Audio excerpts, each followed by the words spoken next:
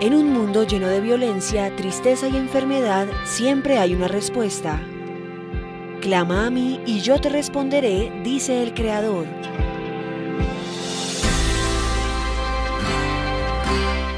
El Tabernáculo de la Fe presenta un mensaje de esperanza. Quiero comenzar el tema de esta mañana sobre el amor de Dios. En los temas anteriores hemos hablado de todo ser humano necesita ser amado. Y empezamos con el amor en familia. Empezamos en el amor de los hijos, de los padres hacia los hijos. Y hemos contado historias y hemos visto en la Escritura cómo cada hijo necesita oír de su padre que su padre y su madre le aman. Que no es una carga, que no es un problema. A veces hemos cometido el error con nuestros hijos, decirle, quítese aquí, que usted es una carga para mí. Y esas palabras quedan grabadas en la mente para siempre. Y hay que borrar esas huellas que quedaron de maldición en la vida de nuestros hijos, que nosotros mismos la pronunciamos con nuestros labios.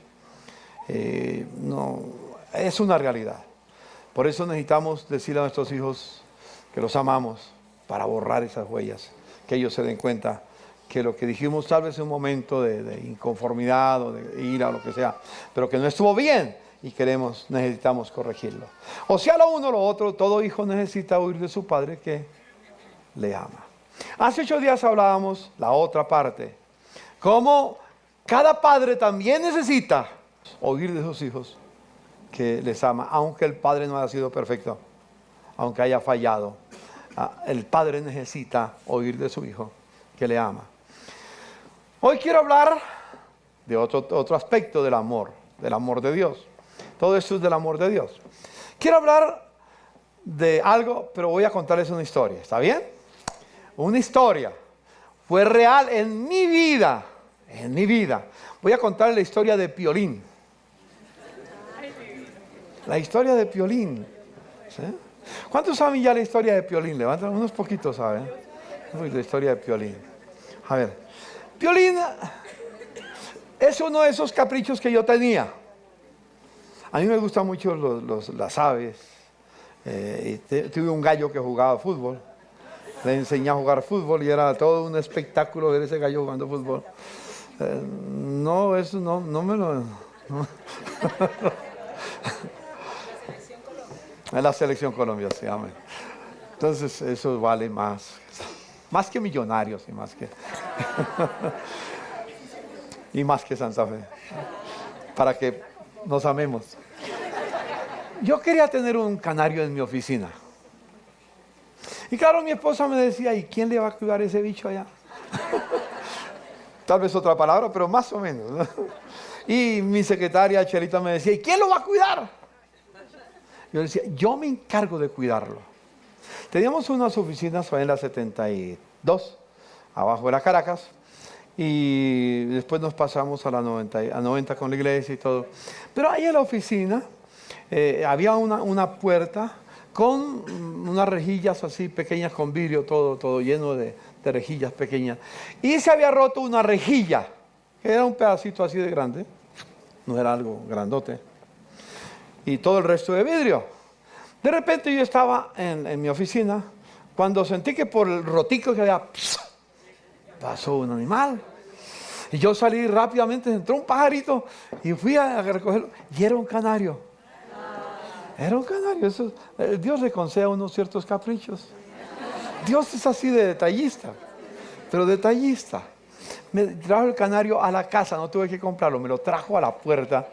Yo mandé a comprar una jaula enseguida y me puse a cuidarla y todo. En esos días nos trasladamos hacia la 90. Y ahí en la 90, en mi oficina, tenía mi jaulita. Yo estaba ahí escribiendo aquí, la jaula estaba allá, mi oficina estaba acá, atrás estaba la ventana.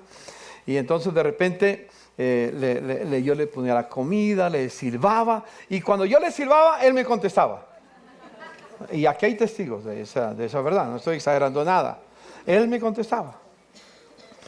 Entonces, cuando le mantenía la puerta abierta, él se escogió la puerta principal estaba cerrada, la puerta de la jaula solamente, abierta, y él volaba de la jaula, se me paraba en la cabeza. Y después iba y volaba y después se me paraba en el hombro. Venía y me daba piquitos. Era todo un espectáculo. Cuando yo estaba escribiendo ahí en el escritorio, estaba tomando nota, él volaba al escritorio y comenzaba a picar también donde yo estaba escribiendo. Era un espectáculo, era lindo el canario. Nunca he visto algo similar, pues no he tenido tiempo de atender a otro. Seguro que si empiezo a atenderlo, quizás llega algo mejor todavía. Pero teníamos una afinidad enorme. La gente entraba y él siempre volaba donde yo estaba, se me paraba en el hombro, era lindo. Un día se quedó la puerta abierta de la oficina y Piolín se salió. Y se fue al templo, voló en un hueco que había allá y desapareció. Se fue a la calle.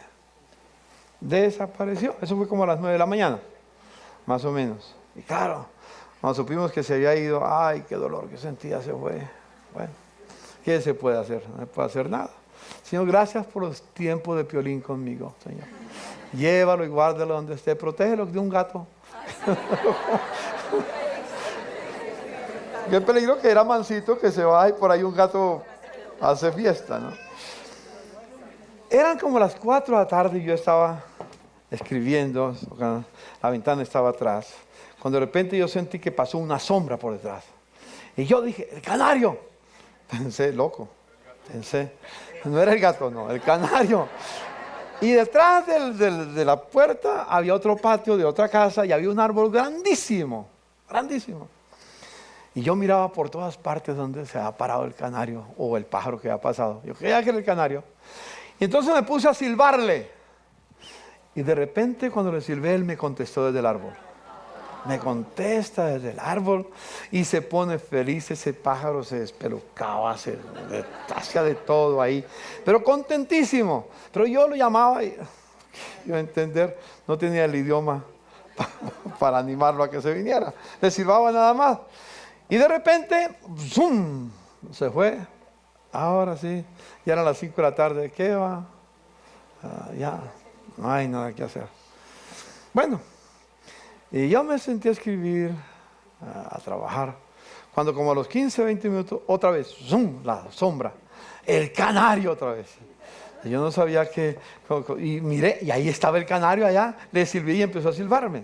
Entonces yo cogí un poco de alpiste y lo puse en la ventana. Y le puse el agua en la ventana. Y cuando él vio el alpiste y el agua, voló del árbol a comer alpiste. Y a tomarse el agua. Terminó de comer, no tuve que cogerlo, él voló y a la jaula. Y se puso a cantar feliz. Se puso a cantar feliz. Me acompañó muchos años, hasta que se murió. Pero demuestra simplemente que los animales han aprendido a ser agradecidos. Si usted trata de un animal con cariño, ese animal aprende a querer, a agradecer.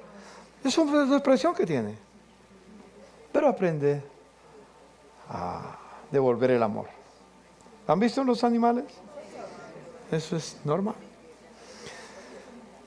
Yo decía hace 8 días que el pecado más horrible que existe en la raza humana es el pecado de la ingratitud. Y preguntaba, ¿cuántos de ustedes han sido ingratos alguna vez? No se quedó ninguna mano abajo. Todos levantamos la mano porque tendemos a ser ingratos. ¿Sí? Tendemos a ser ingratos. Y yo quiero hablar de un amor agradecido. Ese es mi tema esta mañana. El amor agradecido. Ya no la necesidad de amor, sino el amor agradecido. Me parece que es algo que debemos tener. César Vidal escribió un libro, es una novela. Casi no se consigue. Yo no sé, en alguna parte vi el título, Loro Jama, y novela de César Vidal. Lo abrí. Y era una novela basada en el libro de Oseas. Y yo voy a hablar del libro de Oseas esta mañana. El libro de Oseas. Voy a hablar esta mañana. Habrá cosas muy difíciles. Habrá cosas muy terribles. Pero no es mi palabra. Es la palabra del libro de Oseas. Y permítame, quizá parafrasear algunas cosas de César Vidal, pero también meter mi imaginación dentro de lo que voy a narrar. en el libro de Oseas. Oseas está en el Antiguo Testamento, es uno de los profetas mayores. Después del libro de Ezequiel está el libro de Daniel. Inmediatamente está Oseas. Es el primer libro después de Daniel, aparece en la Escritura. Pero quiero ilustrarlo, voy a ilustrar el pasaje que voy a leer, lo voy a ilustrar con Oseas. Ese pasaje que voy a compartir esta mañana, Malaquías capítulo 1, versículos 2 y 3. Dios habla con el pueblo de Israel a través del profeta Malaquías. Y le dice al pueblo, yo los he amado.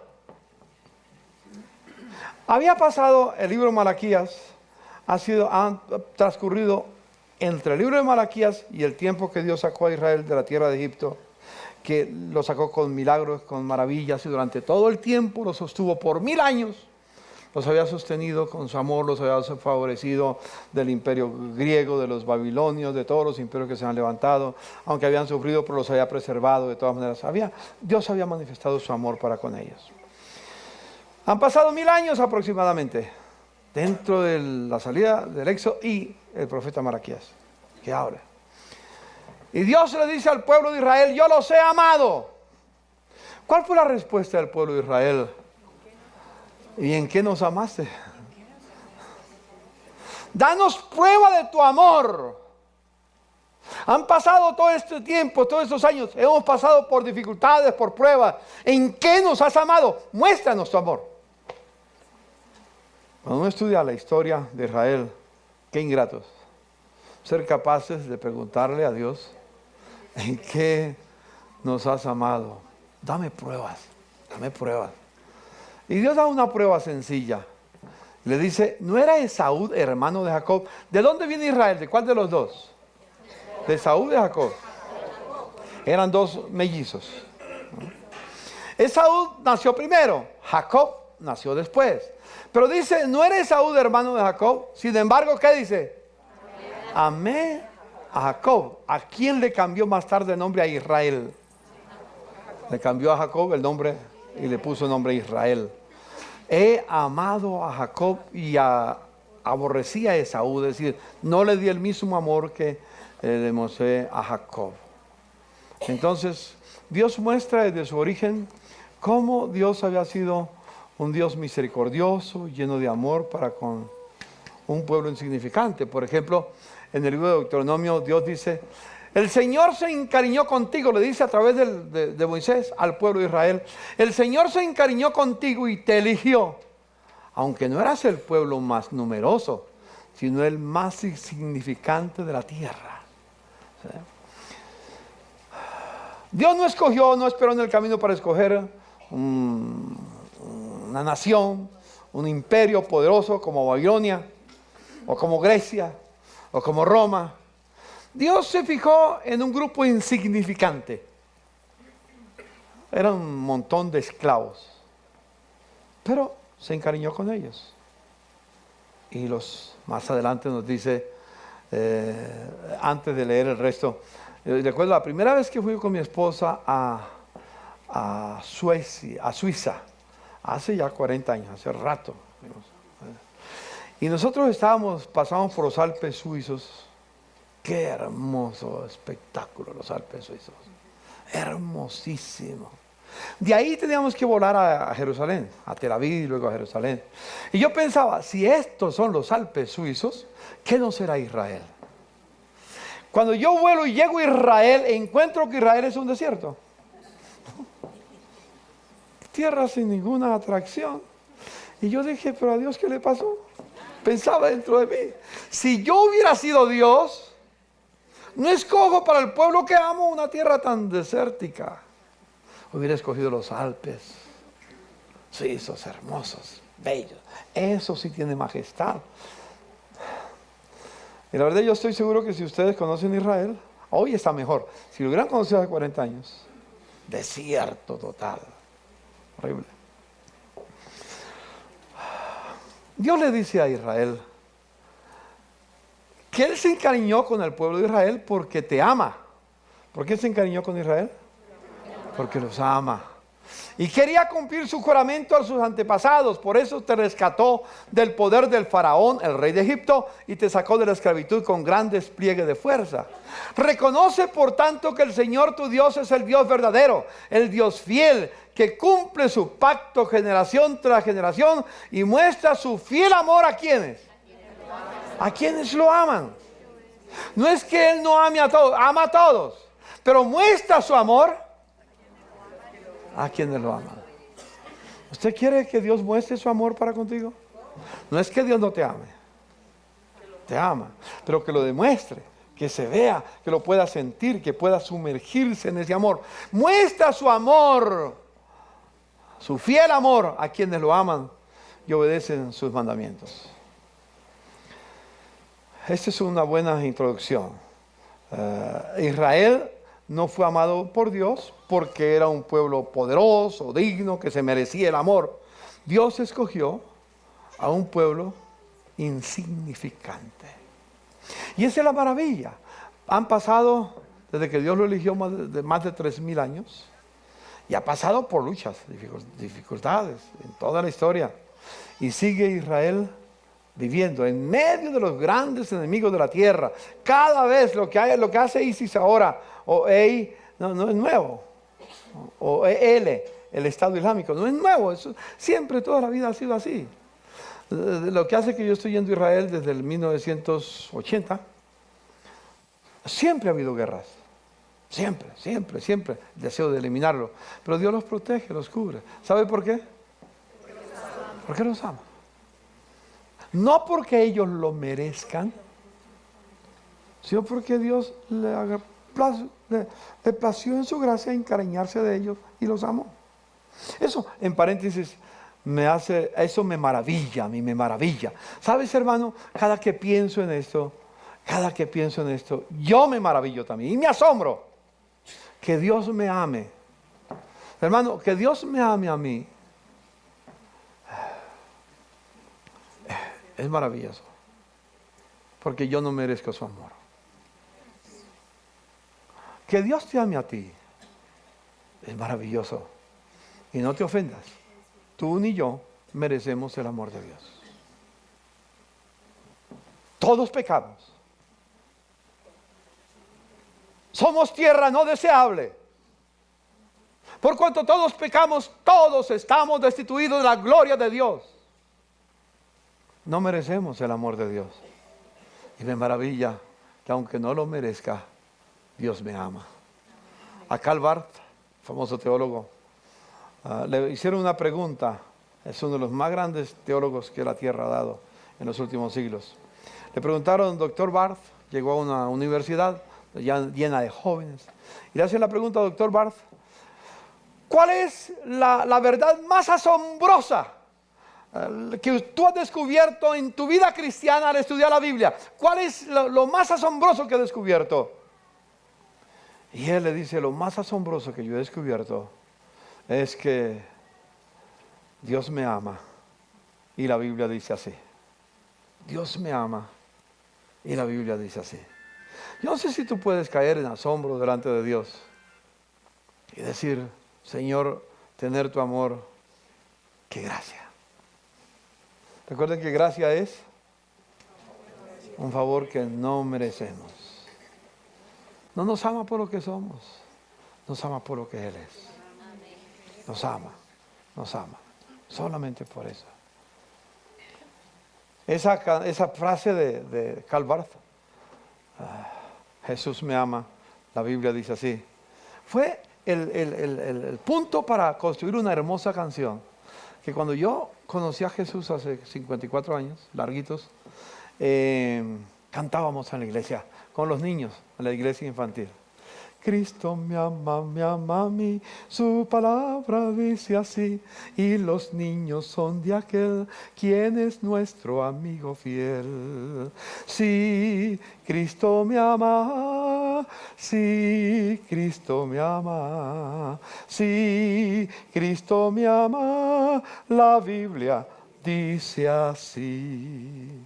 ¿Qué tal si lo canta conmigo?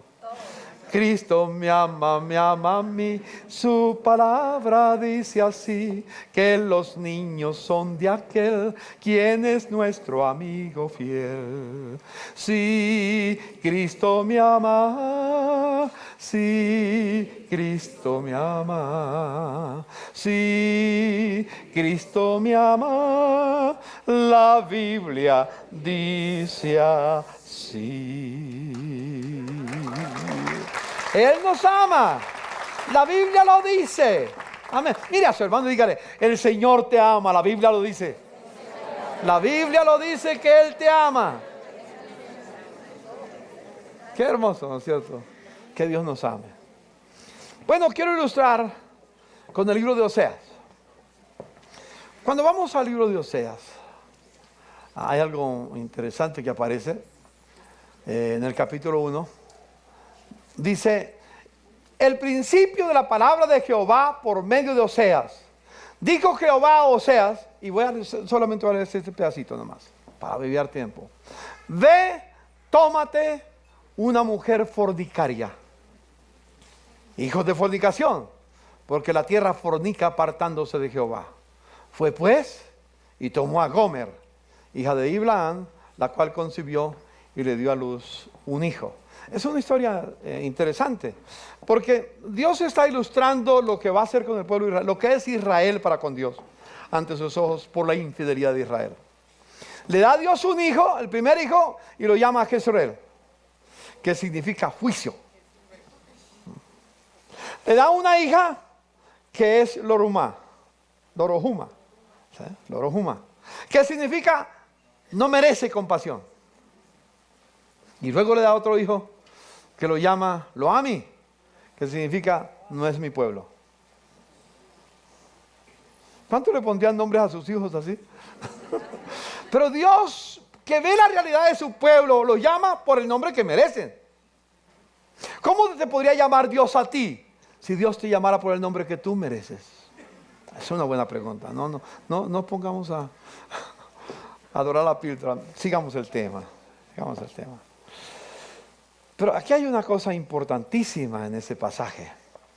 César Vidal, en su novela Loruhama, que se basa en el libro de Oseas, se imagina, va hacia atrás y se imagina la mujer con la cual, o la joven con la cual Oseas se casa. Era una niña, hija, consentida en su casa, en su hogar. Su padre, un hombre de mucha transparencia en su vida, de mucha honestidad en todo, en su conducta, en todo lo que hacía. Quería a su hija, pero su hija rechazaba su amor. Y la hija siempre estaba dispuesta a hacer lo contrario a lo que su padre le decía. ¿Se parece a algunas niñas de aquí? Más o menos, ¿sabes? La naturaleza humana es igual, cambia de forma, pero a la hora de la verdad el corazón es igual. Y un día su padre quería casar a su hija con una persona que pudiera agradecer todo el cuidado que él le había dado. En ese tiempo había una costumbre. Las niñas, igual que los varones, pero en este caso la niña, estamos hablando de la niña, tenía que casarse siendo virgen. Y la prueba de que era virgen, que quedaba después como testimonio que era virgen, era que la noche de bodas ponían una sábana blanca en la cama. ¿Y qué pasaba cuando había la relación de intimidad? Pues la sábana quedaba con la marca. Y si le entregaban la sábana al padre, decía, guárdala como prueba de que cuidaste a tu hija y tu hija se casó virgen. Si mañana el marido quería decir, no, es que ella no era virgen cuando me casé, el papá mostraba la sábana, ¿no es cierto? Aquí está la prueba. Era para defender a su hija. ¿Sí? Ahora, si se casaba y no era virgen, no había prueba, y eso era causal de anulación del matrimonio. ¿Qué tal que hoy estuviera esas leyes? ¿Cuántos matrimonios quedarían de pies? Bueno, pero no estamos hablando del tiempo moderno, vamos a hablar de lo que era en ese instante, pero sí vamos a escoger lecciones que aprendemos. El padre, afanado porque su hija se casara, encontró al papá de Oseas y le dijo, quiero que Oseas se case con mi hija. ¿Por qué? ¿Qué pasó antes de llegar a ese punto? Alguien vino y le dijo a su padre, al padre de Gomer, su hija ha fornicado y mantiene fornicando con los muchachos. Cuando sale de la casa, que llega tarde a casa, está en fornicación. Lo que equivaldría a decir hoy, se va para las tabernas y allá fornica. Tiene muchos hombres que han dormido con ella. Cuando el padre sabe eso, le duele profundamente el corazón. Otra vez, ¿cómo cambia la cultura? Porque hoy conozco en muchos casos de padres que lo primero que hacen cuando van a comprar el mercado a la casa es comprarle condones a su hija, preservativos a la hija, al hijo o a la hija, comprar preservativos. Triste, ¿no es cierto? Triste. Pero esa es la cultura que vimos. Esa cultura era diferente. Era una cultura que se había formado con los principios de temer a Dios y de honrar el matrimonio, de honrar la familia, de honrar la descendencia. Era otra forma de pensar. El padre, cuando sabe que su hija es una fornicaria, que está con un joven hoy, mañana con otro joven, y cambia de novio como cambiar de zapatos, cambiar de vestido, se desespera porque no sabe cómo se va a casar su hija, cuál va a ser el futuro de su hija. Logró hablar con el padre de Oseas, arreglaron el matrimonio. Oseas con el padre viajó, como era la costumbre de esa época, para hablar con el padre de Gomer y conocer a la muchacha y comprometerse. Y se comprometieron. Claro, la muchacha estaba preocupada porque sabía lo que eso significaba para ella. ¿Qué iba a pasar? ¿Qué iba a pensar Oseas de su moral? ¿Qué iba a pensar? Entonces, un día salen a pasear, salieron, y la muchacha le dice, Oseas, quiero contarte algo que debes saber. Y él le pone la mano en la boca y dice, no me digas nada. No quiero saber nada de tu vida, solo sé que te amo. Bueno, ella quiso contarlo, pero no permitió. Pasaron unos días y llegó el día de la boda, del matrimonio. Hicieron la boda, la muchacha siempre pensando, ¿qué va a pasar esta noche? ¿Qué va a pasar cuando vamos al lecho nupcial y a consumar el matrimonio? ¿Qué va a pasar? Cuando están ya para consumar el matrimonio, la muchacha le dice, Oseas, quiero decirte algo, y tú tomas la decisión. No soy virgen. Antes de que tengamos intimidad, no soy virgen. Él le pone la mano y le dice, yo lo sé, yo lo sabía que no eras virgen. Y ella le dice, ¿por qué te casaste conmigo? Digo, porque Dios me dijo que me casara contigo, siendo fornicaria. Qué historia, ¿no? Ve y toma una mujer fornicaria y cásate con ella. Quizás hoy no es tan problemático, en ese tiempo era terrible. Se casaron, tuvieron los hijos. La historia es muy bonita, todo el libro es hermosísimo, que habla de... Dios quiere utilizar la vida de Oseas. Yo no sé cómo Dios lo hizo, cómo Oseas le obedecía al Señor, pero como una analogía de lo que era Israel, representada por Gomer, y lo que era Dios, representada por Oseas. Esa es la analogía que quiere tomar. Y lo que quería Dios era ilustrar la importancia de que Israel le devolviera el corazón a Dios, a pesar de lo que había hecho, a pesar de cómo había vivido. Pasa el tiempo, después de que tiene los 3 hijos, y ella se aburre con su marido.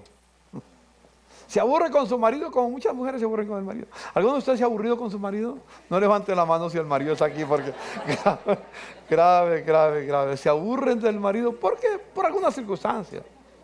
Esta no tenía mucho que justificar. Pero se aburrió de su marido, se aburrió de la buena vida.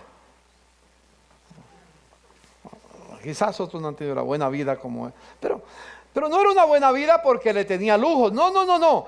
Oseas era un agricultor.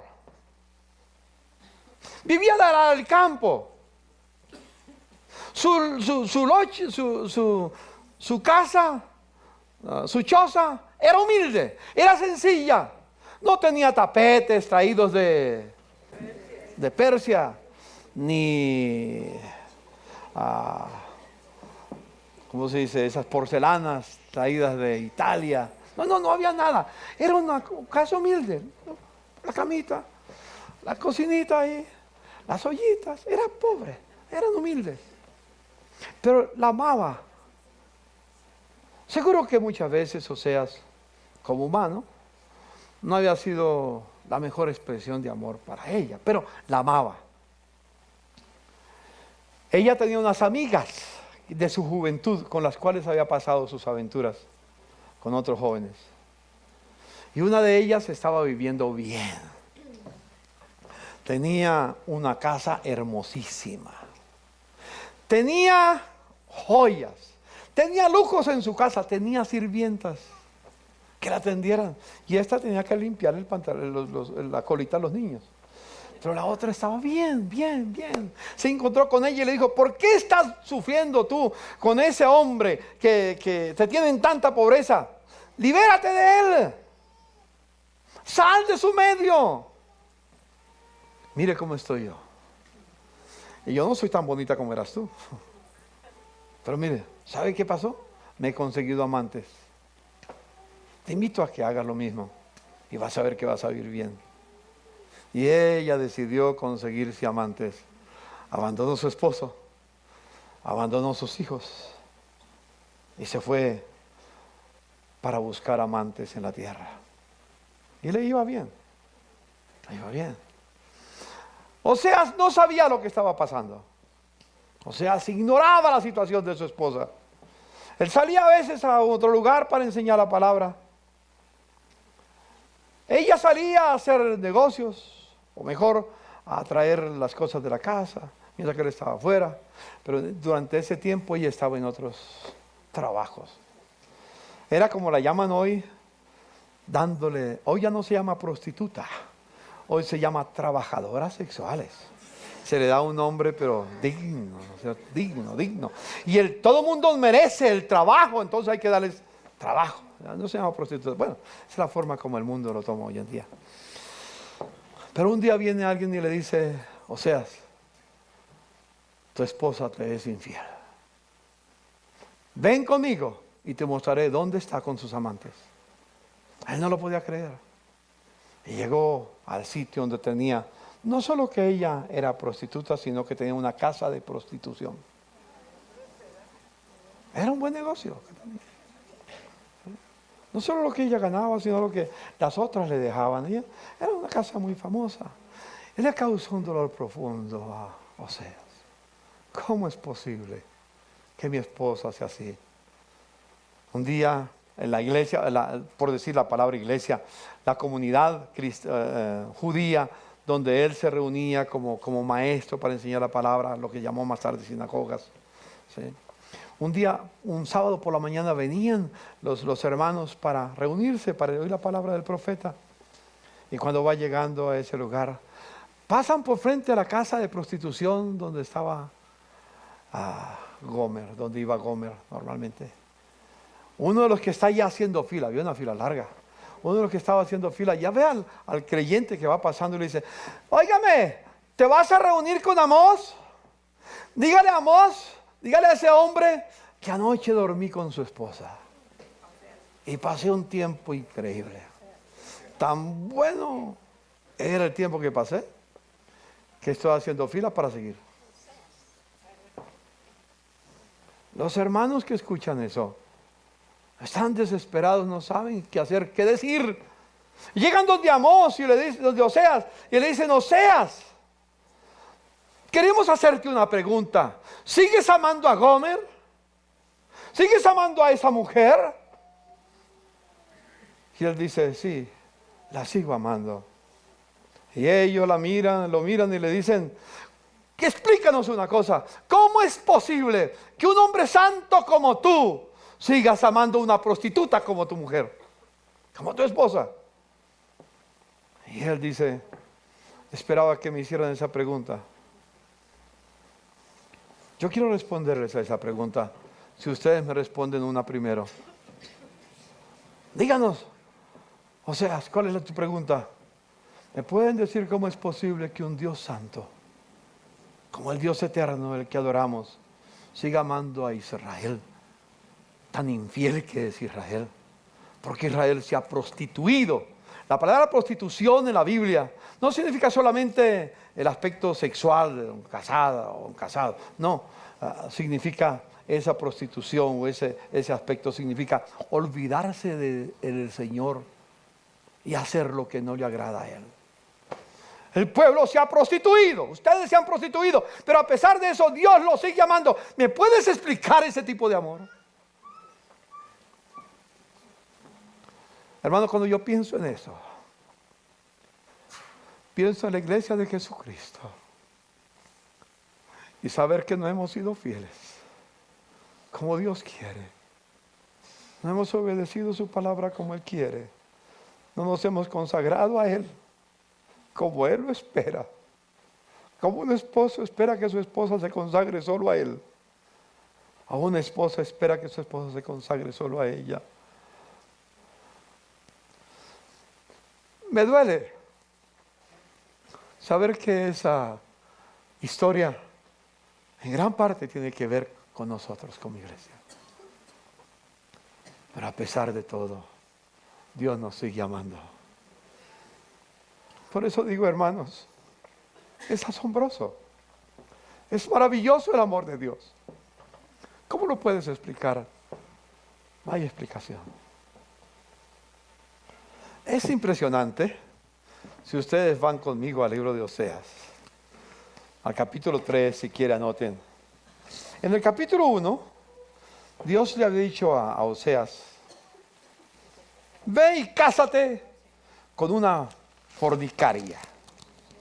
¿Sí? Y él se casó con ella.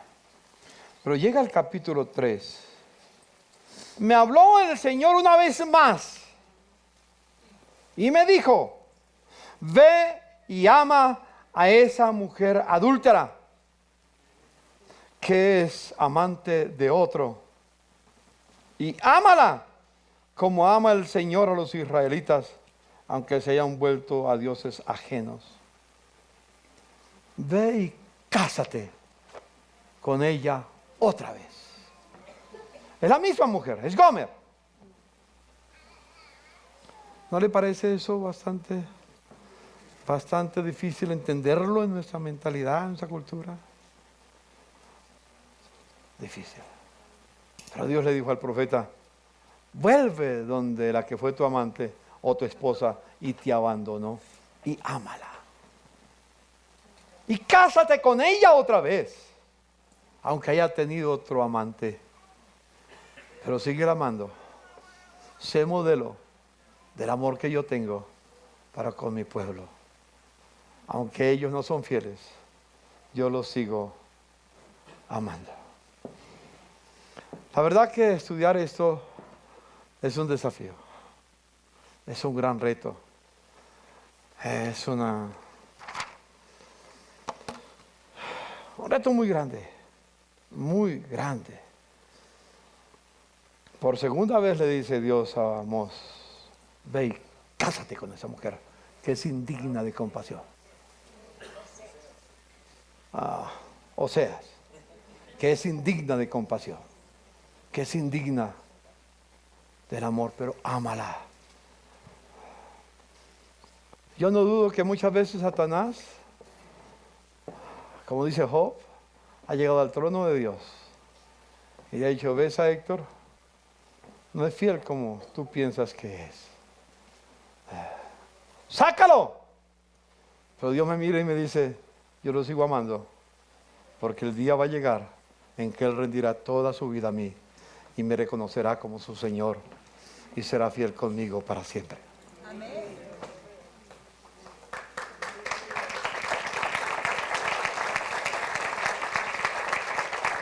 Es una historia muy difícil, otra vez no es mía, es del Señor. Está en su palabra, es del Señor. ¿Sabes, hermano? Yo descubro al leer la Biblia que hay dos cosas que son más poderosas que la bomba atómica. Más poderosas que cualquier arma que el ser humano pueda crear para la destrucción de la misma tierra. La bomba atómica. Hay dos cosas que son más poderosas. Una cosa es la verdad. La verdad es más poderosa que cualquier bomba atómica que se construya en la tierra. La segunda es el amor. Lo más poderoso que hay en el universo es el amor. El amor legítimo. El amor de Dios. Es lo más poderoso. Pero el amor es el más vulnerable de todos. ¿Cómo le duele a uno? ¿Cómo le duele el corazón a un hombre que ama a su esposa? Tal vez no ha sido perfecto, pero le dice a su mujer: mi amor, te amo. Y ella le dice: no quiero tu amor. O una mujer que le diga a su marido, tal vez no ha sido perfecta: mi amor, te amo. Y me dice: no me hables de amor, que no quiero saber nada de ti. ¿Cómo duele eso, no es cierto? No quita la verdad que le ama, pero el amor es vulnerable. Vulnerable. Me fascina, siguiendo el tema, algo tan interesante. Déjenme mostrarles un cuadro. Este es Miguel Ángel, la Capilla Sistina. Es la creación. Aquí está Dios. Es la figura de Dios que se pensó Miguel Ángel que así lo podía ilustrar, rodeado de ángeles, y crea al hombre. Aquí está Adán, creado. Y donde quiero observar, que miremos, es como la mano de Dios. Dios extiende su mano, estira su dedo para tocar al hombre. Él hace el esfuerzo por acercarse a él. Y en cambio Adán, ¿qué hace? Él no tiene ningún interés que Dios lo toque. No tiene ningún interés que Dios lo toque. Dios hace el esfuerzo. Y Adán, como dijera: si quieres tocarme, ven, tócame. Pero yo no voy a hacer ningún esfuerzo. Me encanta ese cuadro. Porque es muchas veces el cuadro del ser humano. Dios nos dice: te amo. Y nosotros decimos: pues si nos ama, pues ámenos. Muéstranoslo. Así hacía Israel. Demuéstranos que nos amas. Me fascina un pasaje que hay en la Biblia. Oseas 14, 1 y 2. Al final, Dios habla el motivo por el cual ha ilustrado a Oseas y a Gomer como ejemplo con sus hijos. Y le dice: vuélvete, Israel, al Señor tu Dios. Tu perversidad te ha hecho caer. Piensa bien lo que le dirás y vuélvete al Señor con este ruego: perdónanos nuestra perversidad y recíbenos con benevolencia, pues queremos ofrecerte el fruto de nuestros labios. Y Dios dice: yo corregiré su rebeldía y los amaré de pura gracia. Los amaré de pura gracia. No lo mereces, en otra palabra, pero aunque no lo mereces, yo te amaré. Pero por favor, vuélvete a mí con todo tu corazón, conságrate. Deja de vivir la vida liviana que has vivido. Deja de creer que el cristianismo, que la relación conmigo es una religión. Deja de pensar que la reunión de los santos es simplemente como la reunión de un club. Deja de pensar en eso. Son ustedes mi familia. Ámense como yo los amo. Los amaré de pura gracia. Bendito el Señor. Es por su gracia que no hemos sido consumidos. Es por su misericordia. Porque nuevas son cada mañana. Cada mañana. Quisiera ver otro cuadro. Pero yo quisiera hacerle una pregunta.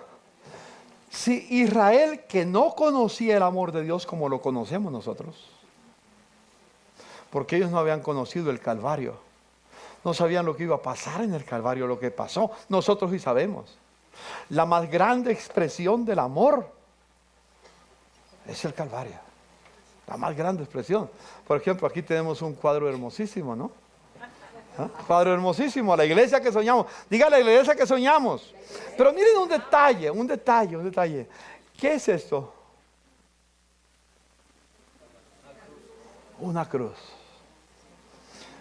Y quiero aclarar, la cruz no es un símbolo como un amuleto. Algunos usan la cruz como amuleto. No, no es un amuleto para cargarlo o para tenerlo en la casa. No. La cruz no es algo para llevar como decoración en el pecho, de adorno. No. Es la expresión, la máxima expresión del amor de Dios. Y el sueño que tenemos, esta cruz tendrá desde aquí un reflector que alumbrará toda la noche hacia arriba para mostrar a todo el barrio que la más grande expresión del amor de Dios es en la cruz y que aquí lo puede encontrar. No estamos buscando solamente un sitio para tener oficinas, estamos buscando un sitio que proclame el mensaje de Dios a toda la comunidad y que puedan conocer el amor de Dios. ¿Nos ayudarán a terminarlo? Espero que nos ayuden, hermanos. Esa es una expresión hermosísima. Quiero leerles, hermanos, una historia en el Nuevo Testamento. Hay muchas historias en la Biblia. Está en Lucas 7. Uno de los fariseos invitó a Jesús a comer, así que fue a la casa del fariseo y se sentó a la mesa. Interesante lo que pasa. Siempre que te dan un invitado en la casa, cuando lo consideraban digno de honor, tenía alguna forma, le lavaban los pies, se los secaban con la toalla, lo atendían muy bien. A Jesús no le hicieron eso. ¿Cómo lo sé? Porque el texto lo dice. Ahora bien, vivía en aquel pueblo una mujer que tenía fama de pecadora, de prostituta. Algunos piensan que fue la mujer que el Señor perdonó, que la libró de los fariseos que le iban a apedrear, que dijo: el que esté libre de pecado arroje la primera piedra contra ella, y después le perdonó la vida. Piensan que es ella, no sé, pero es algo similar. Cuando ella se enteró de que Jesús estaba comiendo en casa del fariseo, se presentó con un frasco de alabastre lleno de perfume. Lo único que les puedo decir es que algo había pasado con Cristo, entre Cristo y esta mujer, que había recibido el perdón, tal vez fue la misma, me imagino que fue la misma, y estaba llena de gratitud en su corazón. Entró a la casa del fariseo, se presentó con un frasco de alabastro lleno de perfume. Llorando, se arrojó a los pies de Jesús, de manera que se los bañaba en lágrimas. Luego se los secó con los cabellos, también se los besaba y se los ungía con el perfume. Al ver esto, el fariseo que lo había invitado dijo para sí: este hombre, si fuera profeta, sabría quién es la que lo está tocando y qué clase de la mujer que está ahí, que es una pecadora. Entonces Jesús le dijo a manera de respuesta: Simón, tengo algo que decirte. Dime, maestro, respondió. 2 hombres se le debían dinero a cierto prestamista. Uno le debía 500 monedas de plata y el otro 50. Como no tenían con qué pagarle, les perdonó la deuda a los 2. Ahora bien, ¿cuál de los 2 le amará más? Él responde: supongo que aquel a quien más le perdonó, contestó Simón. Jesús le dice: has juzgado bien. Luego se volvió hacia la mujer y le dijo a Simón: ¿ves esta mujer? Cuando entré a tu casa, no me diste agua para lavarme los pies, pero ella me ha bañado los pies con lágrimas y me los ha secado con sus cabellos. Tú no me besaste, pero ella desde que entré no ha dejado de besarme los pies. Tú no me ungiste la cabeza con aceite, pero ella me ungió los pies con perfume. Por eso te digo, si ella ha amado mucho, es que sus muchos pecados le han sido perdonados. Pero a quien poco se le perdona, poco ama. Poco ama. Y simplemente una reflexión. Si tú y yo amamos poco al Señor es porque creemos que no tenía que amarnos, no tenía que perdonarnos nada. Yo he sido tan bueno, no le he hecho mal a nadie, soy honesto, soy un buen esposo, soy una buena esposa, y sacamos a relucir todas nuestras virtudes. Qué triste, qué triste. Dios no nos perdonó poco, nos perdonó mucho, mucho, mucho. Y si Dios te ha perdonado mucho, ¿qué debes hacer? Amarlo mucho, mucho. Hermanos, la única razón por la cual vivimos en este planeta no es para tener una gran fábrica, no es para tener un gran negocio, téngalo, amén, pero no es para eso que vives. Hermano, la única razón por la cual vivimos en esta tierra es para vivir amando a Jesús con todo nuestro corazón y vivir una vida santa, una vida consagrada, una vida que exalte su nombre para siempre.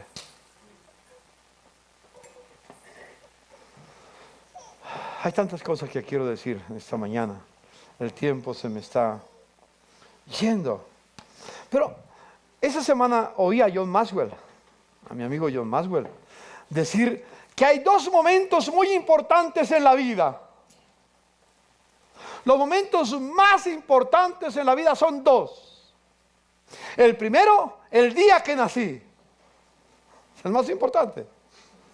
Si no hubieras nacido no tendrías nada que hacer. El más importante. Pero el segundo es saber para qué vivo. Son dos momentos importantes en la vida. El día que nací y el día que descubro para qué vivo. Hermano, hay solamente una razón para vivir. Se llama Jesús. Amén. Esta mujer le dio todo. No llegó a Jesús para pedirle nada, sino para entregarle todo. Eso es consagración. La consagración fluye de un corazón agradecido. Si no hay consagración, es sencillamente porque somos desagradecidos. Oremos. Señor Jesús, te quiero dar infinitas gracias por esta palabra. Un amor agradecido, Señor. ¿Cómo necesitamos experimentar eso? Que los hijos sean agradecidos con sus padres. Que los padres sean agradecidos con sus esposos, con sus hijos. Que las esposas sean agradecidas con sus esposos. Que los esposos agradecidos con sus esposas. Que seamos agradecidos los unos a los otros, porque somos tus hijos. Pero sobre todo, que seamos agradecidos contigo. Te amamos, Jesús. Permite, Señor, que estemos llenos de gratitud en el corazón. Señor, permite que este pueblo, empezando con mi vida, Señor, pueda vivir cada día más consagrado a ti, más dedicado a ti. Envíanos el bautismo de tu amor. Lo necesitamos, Señor. ¿Cuánto necesitamos ser llenos de ese amor que es grato? Que es olor fragante para ti, Señor. Permite, Señor, que ese corazón endurecido no siga reteniendo el perfume que tú mereces. Que nuestro corazón se quiebre y el perfume se derrame. El aroma de tu perfume se esparza hasta tu trono, Señor. Y doquiera que yo vaya, pueda exhalar el perfume de tu amor. Gracias, Señor. Gracias. Amén. Recuerden dos cosas. Hay dos lugares donde debe reflejarse el amor de Dios. Primero, en el hogar. Segundo, en la iglesia. Doquiera que ustedes vayan, exhalen la fragancia del amor de Dios. Les bendigo en el nombre del Señor.